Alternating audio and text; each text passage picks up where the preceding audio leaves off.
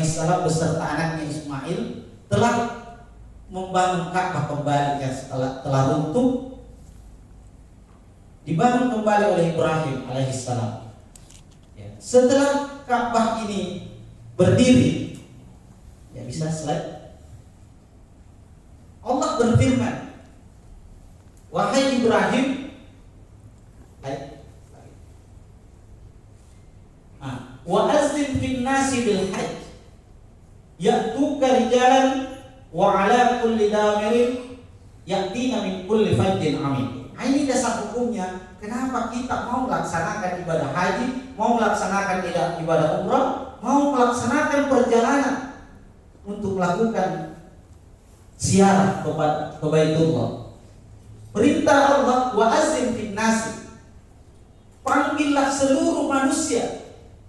Sebenarnya Nabi Ibrahim ketika mendapatkan panggilan ini, Bapak Ibu, itu merasa ragu, merasa tidak mampu. Naluri kemanusiaannya muncul. Karena kenapa? Di zaman itu belum ada HP, belum ada WhatsApp, belum ada Google yang mampu menyebarkan informasi. Sekarang kan mudah. Mau jual kacamata, enak. Ya. Ya, tepuk tangan pada yang sudah. Seandainya zaman ini, ya, zaman online itu sudah ada pada zaman Nabi Ibrahim, Ibrahim tidak ragu untuk memanggil manusia datang menziarahi Ka'bah. Ya. Akan tetapi karena ini adalah panggilan Allah, ya. Kaifa ad'un nas, kata Ibrahim, ya Allah, bagaimana saya memanggil manusia? Ibrahim, Allah berfirman, saya hanya menyuruhmu memanggil, yang menyampaikan adalah saya. Pak Sini Nabi Muhammad selalu mengingatkan kepada saya, umat Islam sebelum ada online, ya, ada online ada Google, ada Facebook, kita umat Islam sudah terlebih dahulu online dengan Allah. Ya, kemudian lalu kepada saya. Inilah yang dilakukan oleh Allah, mengingatkan, memanggil manusia dari hati ke hati, sehingga Allah menjawabnya dengan mengatakan, ya'tuka rijalan wa ala kulli dhamirin ya'tina min kulli fajjin amin. Niscaya mereka akan datang kepadamu. Ibrahim, percaya saja kepada saya. Mereka akan datang kepadamu dengan berjalan kaki. Ya, kalau kita dari Indonesia mau berjalan kaki tidak bisa. Ya, tapi orang-orang Arab, mereka datang bermil-mil, beribu-ribu kilo, mereka akan datang berjalan kaki dan mengendarai unta yang kurus. Maksudnya, untanya ketika dia naiki masih gemuk, tetapi dalam perjalanan kelaparan jadi kurus. Demi untuk memenuhi panggilan Allah Subhanahu wa taala. Dan di antara mereka juga ada yang datang dari segenap penjuru dunia yang sangat jauh, termasuk Makassar. Ya, tepuk tangan untuk orang Makassar. Jadi sebelum kita berniat, sebelum ada undian door prize, sebelum ada kesempatan umroh, Kelly, Allah sudah mengingatkan kita, Allah sudah mengambil kita, Allah sudah mensyariatkan untuk datang ke sana menziarahi Baitullah. Bapak Ibu yang dirahmati Allah Subhanahu wa taala, ya, lalu apa manfaat? Kenapa kita ingin, ya, kita luruskan, kita samakan, jangan sampai ada orang yang karena, ya, tetangganya pergi umrah, dia juga pergi umrah tanpa niat yang baik, tanpa niat yang jelas, tanpa niat yang lurus, sebagaimana yang diinginkan oleh Allah Subhanahu wa taala. Ya.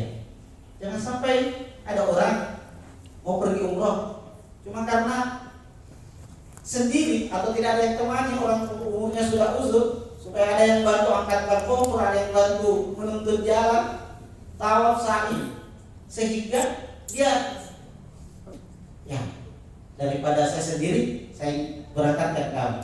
Lalu apa niatnya mereka diberangkatkan? Apakah niatnya untuk membantu? Jangan sampai di sana dia yang sakit, dia dibantu sama orang yang tua. Dan banyak kejadian seperti itu. Ya, silakan.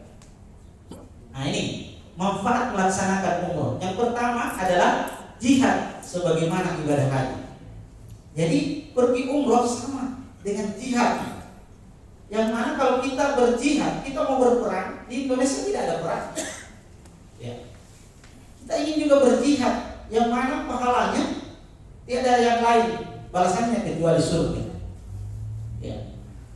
Rasulullah bersabda yang artinya, wahai Rasul, ya ini Aisyah bertanya, wahai Rasul, apakah wanita juga wajib berjihad? Beliau bersabda, iya, wanita wajib berjihad tanpa ada peperangan di dalamnya, yaitu dengan cara berhaji dan umrah.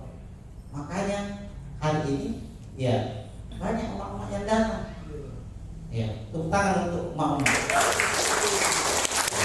Dan kalau terbaiknya, ya pembicara utama kita Ibu Misna Fadila, ya itu punya ya emak-emak.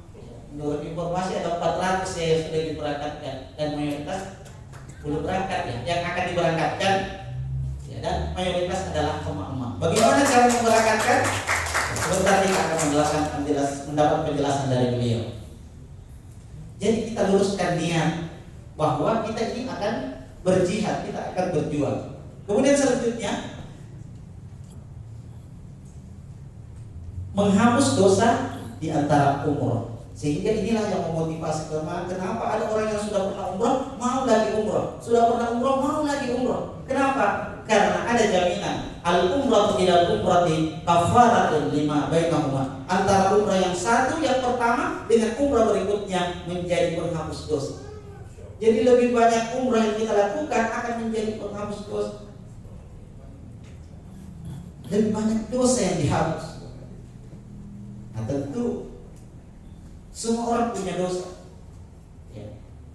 Mungkin yang diingat yang disengaja, yang tidak disengaja kita tidak ingat. Yang tidak disengaja kita tahu atau kalau kita berdosa atau tidak. Sehingga inilah yang akan menghapus dosa-dosa kita antara umrah yang satu dengan umrah berikutnya. Ustaz, Pak, satu saja umrah susah. Ya. Kemudian yang ketiga, umrah menghilangkan kefakiran ya, dan menghapus dosa. Nah sama tadi, tapi ini yang pertama, menghapus kefakiran, menghilangkan kefakiran. Coba kalau kita berangkat umrah kan membutuhkan biaya, apalagi kita tidak dekat dari Arab Saudi, kita jauh dari Mekah, kita harus menggunakan ya dulu orang tua kita mungkin menggunakan kapal laut. Ya, dulu sekarang kita menggunakan pesawat.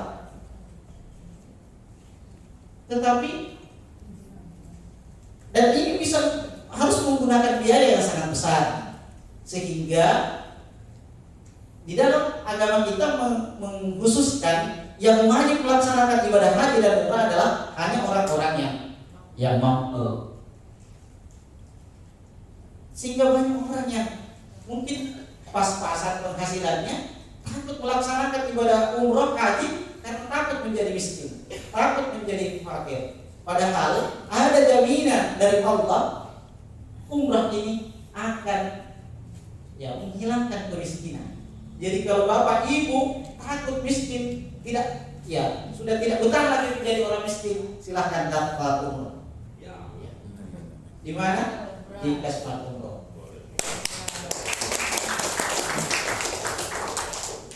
Ya, apalagi yang belum masuk saya. Daftar umroh.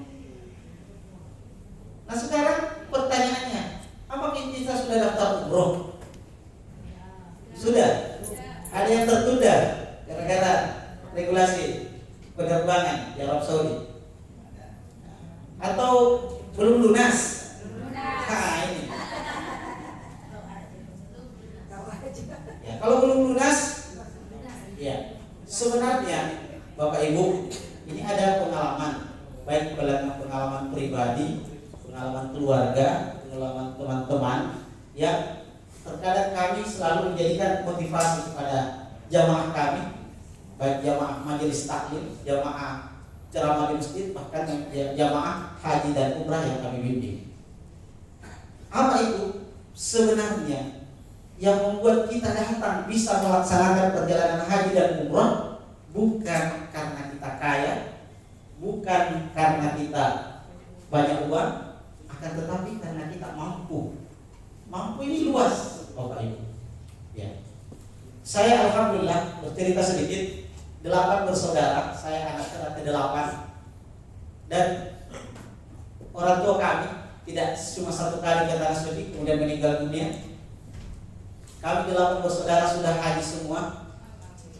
Bahkan ada salah seorang saudara kami 9 kali haji di umur yang masih 40-an, 47 tahun.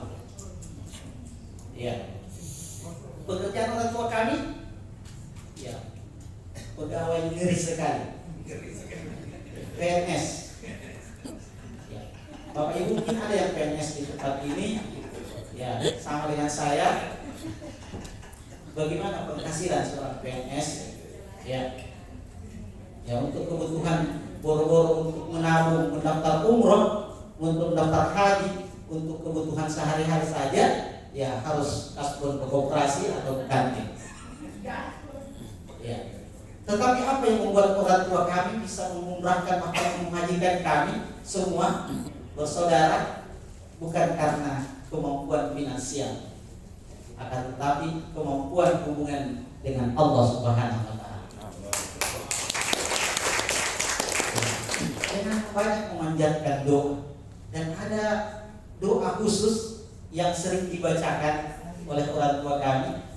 Ya, kalau memang Bapak Ibu berkenan untuk saya bagi pada kesempatan kali ini, bagi ya, nanti di akhir ya, karena saya masih lupa. Diingatkan saja ya. Ya. Kemudian beberapa teman, ya, ada keluarga kami yang seperti ini, Bu. Ketika dia punya keinginan untuk mendaftar haji, ya waktu itu umrah belum marak, ya, yang ada pada saat itu haji. Nah, dan biasanya tidak seperti sekarang ya, daftar langsung berangkat. Kalau sekarang daftar 30 tahun baru bisa berangkat. Ya, itu paling cepat. Kalau pakai onehal reguler.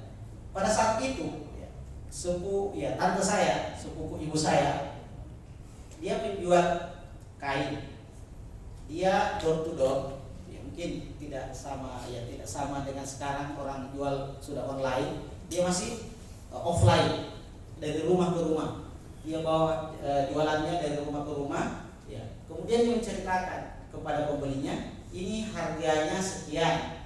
Ya, terserah mau bayar cash atau mau bayar cicil. Cuma ini keuntungannya saya mau daftarkan haji.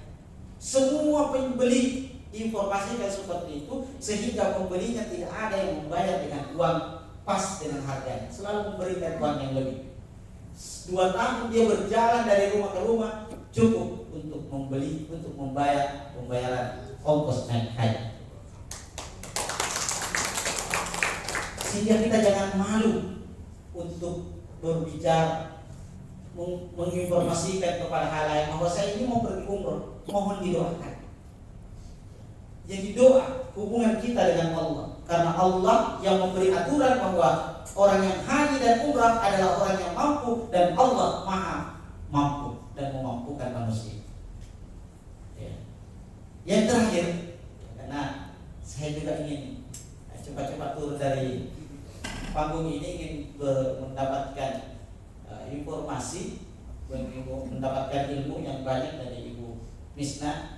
Mudah-mudahan kita semua diberkahi oleh Allah Subhanahu wa Ta'ala, bisa seperti beliau. Bukan hanya beliau yang umrah, tetapi mengumrahkan, mengajak umrah untuk kepada banyak orang. Ada seorang teman saya yang usahanya jatuh bangun, ya, jatuhnya jauh sekali, bangunnya sedikit. Sampai dia harus hijrah ke Yogyakarta, ya, orang Makassar ya, hijrah ke Jakarta. Jakarta juga seperti itu. Akhirnya dia sepakat bahwa bagaimana kalau dia sepakat dengan istrinya untuk mencari apa usaha yang bagus. Kita harus pinjam uang. Ya. Kalau pinjam uang ke bank, ya sekarang kan ya bank itu menjadi polemik antara riba dengan tukar. Ulama juga berbeda. Ya. Adakah orang bank yang mau pinjam kita? Kalaupun ada, karena kita tidak punya jaminan, pekerjaan juga seperti ini, usaha juga tidak lancar. Ya. Memangnya kita butuh berapa untuk membangun suatu usaha yang besar? Kita butuh 100 juta. Ya. Pada saat ini. Akhirnya, ya, pada saat itu juga sebenarnya bukan cuma mau membangun usaha, dia punya utang yang banyak. Nah, istrinya tiba-tiba keluar ya, dari rumah, beberapa jam kemudian dia kembali membawa uang 5 juta. Pak, ini harta terakhir kita, semua perhiasan saya sudah jual, silahkan mencari ya, kekurangannya 95 juta dapat di mana? Nah, akhirnya oke, gini, naik ya, kita keluar ya, naik di belakang di bonceng. Nah, akhirnya menuju ke satu travel umroh. Istrinya bertanya, mau daftar jadi pegawai travel? Nanti di dalam kita cerita. Sampai di dalam minta, Bu, saya bisa ketemu dengan pimpinan? Bisa. Akhirnya pimpinannya datang, seorang kiai, mengatakan bahwa mohon maaf, saya ini mau daftar umroh, tapi uang saya cuma 5 juta. Nah, pembayaran pada saat itu 15 juta. Lalu kekurangannya kapan? Padahal pemberangkatan ini ada 2 minggu ke depan. Ya, beberapa minggu ke depan ini ada pemberangkatan. Jadi 1 minggu sebelum pemberangkatan harus lunas, Pak, ya. Ya, insya Allah saya akan lunas. Yang penting saya daftar dulu dengan 5 juta. Istrinya, Pak, gila toh Pak, kenapa mau pergi umroh? Lagi tak cukup, tambahannya di mana? Itu harta terakhir kita. Nanti di rumah saya jelaskan. Pulang di rumah dijelaskan sama suaminya. Dia katakan, Dek, gini, di Arab Saudi, di Mekah sana ada teman saya pengusaha besar. Kalau saya ke sana, ya, mudah-mudahan dia bisa bantu kita. Dia pinjamkan uang 100 juta. Oh gitu ya. Istrinya mulai terima alasannya. Ya. Lalu untuk mendapatkan 10 juta ini gimana? Ya nanti kita cari. Kita berdoa saja kepada Allah. Kalau memang Allah menghendaki kita, menghendaki saya berangkat untuk menziarahi Baitullah, insya Allah Allah akan memberikan rezeki yang tidak disangka-sangka. Itu keyakinan yang dia miliki. Ya.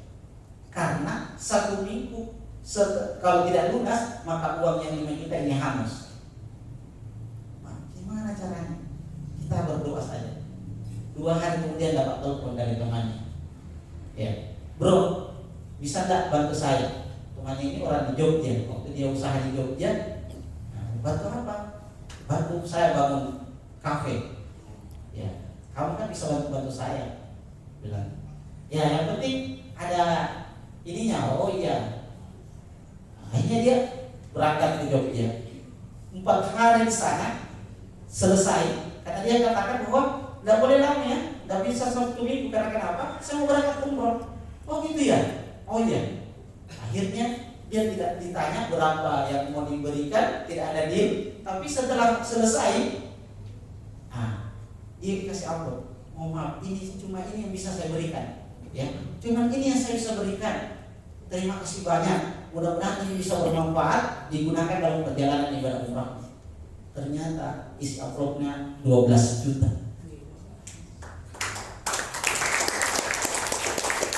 Masih ada lebihnya 2 juta.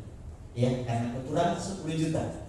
10 juta setelah tiba di Jakarta langsung ke kantor travel. 2 hari sebelum pemberangkatan dia lunasi 10 juta dan 2 jutanya diberikan kepada istrinya untuk biaya kehidupan selama ditinggalkan. Ya. Ketika dia terbang, singkat cerita, ya, sampai di Arab Saudi ditelepon sama istrinya. Pak, gimana? Sudah ketemu temannya? Belum. Ini kan baru turun dari pesawat. Ya. Malam dia ditelepon. Sudah ketemu sama temannya? Iya, alhamdulillah sudah ketemu. Ya, apa dia bilang? Dia bilang, belum saya katakan. Yang saya masa baru ketemu langsung minta uang. Besok telepon lagi, Pak gimana? Sudah dikasih tahu temannya? Bilang sudah. Apa jawabannya? belum ada jawaban. Saya penting, saya sudah kasih tahu. Ya. Karena perjalanan umroh yang 15 juta itu cuma 9 hari.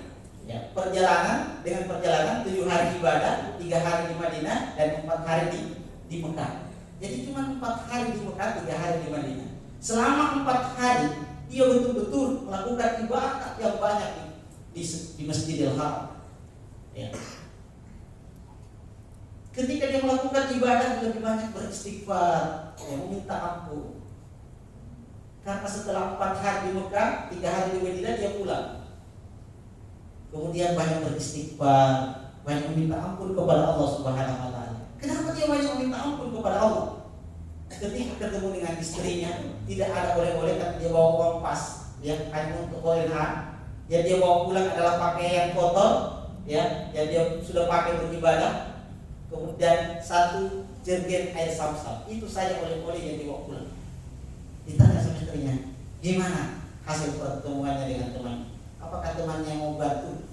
Dia katakan, astagfirullah, mohon maaf deh, saya ke tanah suci, tidak ada teman saya di Arab Saudi, tidak ada teman saya di Mekah. Teman saya adalah Allah Subhanahu wa taala. Setiap hari saya bersujud di hadapan Ka'bah, meminta kepada Allah, ya Allah bantu saya ya Allah. Tidak ada yang bisa bantu kecuali Engkau ya Allah. Usaha saya jatuh bangun. Itu yang dia minta kepada Allah Subhanahu wa taala setiap hari, tapi harus berbohong kepada istrinya. Makanya yang dia berbanyak istighfar, meminta ampun kepada Allah karena telah berbohong kepada istrinya setiap hari, meskipun telah berada di tanah suci. Mendengar pernyataan ini istrinya, lemas, habis lagi. Ya. Tidak. Nanti Allah akan membalas. Allah akan menjawab doa kita. Allah tidak pernah berbohong. Janjinya Allah tidak pernah salah.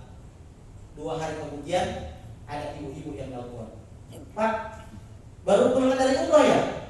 Iya, kok tahu? Ya, saya tahu. Memang saya cari orang-orang yang baru pulang dari umroh. Ya, ketemunya Bapak. Bisa nggak minta tolong diberikan air Zam-Zamnya? Masih ada kan? Bilang iya masih ada. Maka air Zam-Zam itu dibawa. Belum terbuka segel, istrinya saja belum minum.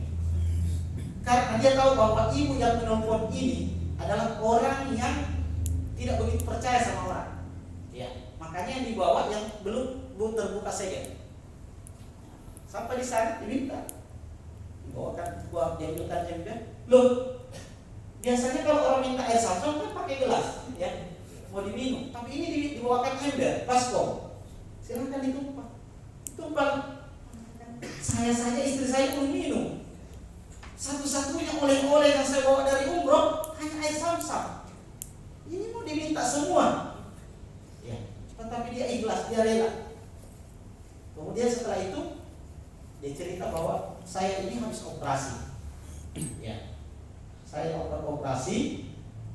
Ada yang menyarankan supaya penyembuhan operasi ini bisa cepat penyembuhannya, harus mandi pakai air Zam-Zam.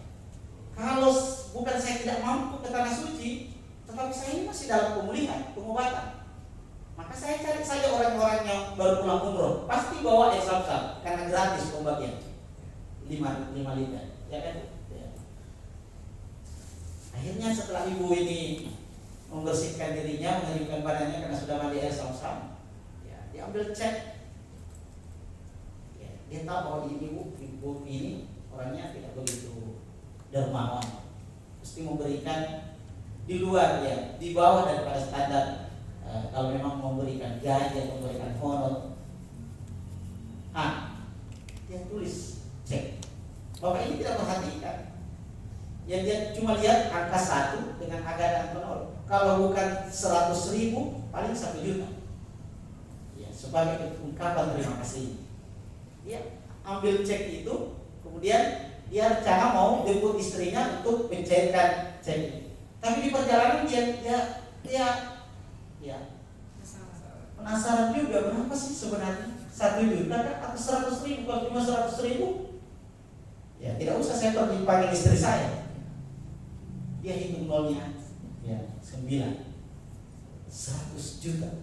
Allah menjawab doa Bapak. Sehingga ya, kembali, Allah tidak akan memberikan kefakiran, kemiskinan orang-orang yang pernah bersiarah ke Baitullah. Bapak Ibu dirahmati Allah Subhanahu wa taala. Tentu doa apa yang biasa kami baca. Doa ini ya, saya banyak orang yang pergi ke tanah suci niatnya berbeda-beda ya. Ada orang yang minta jodoh, ada orang yang ya itu tadi minta harta, minta dibantu. Tapi itu demi kalau memang kita ikhlas, insya Allah akan kabul sesuai dengan apa yang kita niatkan. Sehingga saya kalau di kampung dulu ya, saya dijuluki Haji Lolo. Kira-kira maknanya Haji Lolo? Ya. Ya, sudah masih muda sudah haji. Ini artinya saya berhaji di usia yang masih muda. Ya. Karena ada amalan yang saya lakukan, yaitu doa yang diajarkan oleh orang tua kami. Tidak sengaja orang tua kami mendapat tamu, orang yang mau melangkah ke tanah suci, kemudian doa itu diajarkan dan saya tidak sengaja dengar. Ya, saya lagi main game, ya, saya dengar dan hafal. Dan selalu sejak umur 10 tahun pada saat itu saya amalkan sampai saya berangkat di umur 26 tahun. Saya amalkan terus. Doa apa itu? Ada yang mau merekam, ada yang mau mencatat. Ya, sebenarnya mudah. Mohon maaf saya tidak sempat karena tadi tidak ada perjanjian bahwa ada doa yang saya mau ajarkan sehingga saya tidak buat slide-nya. Tolong yang tidak bisa menghafal tolong diaminkan saja. Ya, Bismillahirrahmanirrahim. Allahumma rzuqna ziyaratal haramain asyarifaini birahmatika ya arhamar rahimin. Ya, sudah dihafal ya? Belum? Diulang satu kali lagi. Allahumma rzuqna ziyaratal haramain asyarifain birahmatika ya arhamar rahimin. Diulang lagi. Allahumma rzuqna ziyaratal haramain asyarifain birahmatika ya arhamar rahimin. Ya, doa ini yang saya bacakan sampai saat ini, sampai detik ini, alhamdulillah istri saya permintaannya setelah saya menikah, tolong kasih naik saya di tanah suci. Karena saya menikah dengan istri saya tidak pernah bertemu sebelumnya secara fisik, tapi saya pernah bertemu di Arab Saudi, di Mekah, di hadapan Ka'bah. Ya Allah, kalau memang saya punya jodoh, perlihatkan sekarang. 1 tahun berikutnya saya ketemu. Ya. Alhamdulillah setelah istri saya berangkatkan, anak saya sudah daftar di Asma Umroh 2 orang. Ya. Alhamdulillah, doakan semua supaya bisa lunas secepatnya. Dan doa ini yang bisa membantu kita. Allahumma rzuqna, ya Allah, mudahkan rezeki kami. Ya, mudahkan doa-doa kami. Ya, mudahkan kami mendapatkan. Ya, mudahkan supaya bisa strike. Bisa. Allahumma rzuqna ziyaratal haramain asyarifain birahmatika ya Allah. Mudahkan rezeki kami. Bukan perbanyak, tapi mudahkan untuk kami bisa gunakan melakukan perjalanan ke Baitullah, 2 kota haram, Mekah dan Madinah. Terima kasih banyak atas segala perhatian. Ya, semoga kita bisa ketemu di Baitullah. Sampai jumpa di Baitullah. Assalamualaikum warahmatullahi wabarakatuh. Hilang dalam kesendirian. Oke, sekali lagi.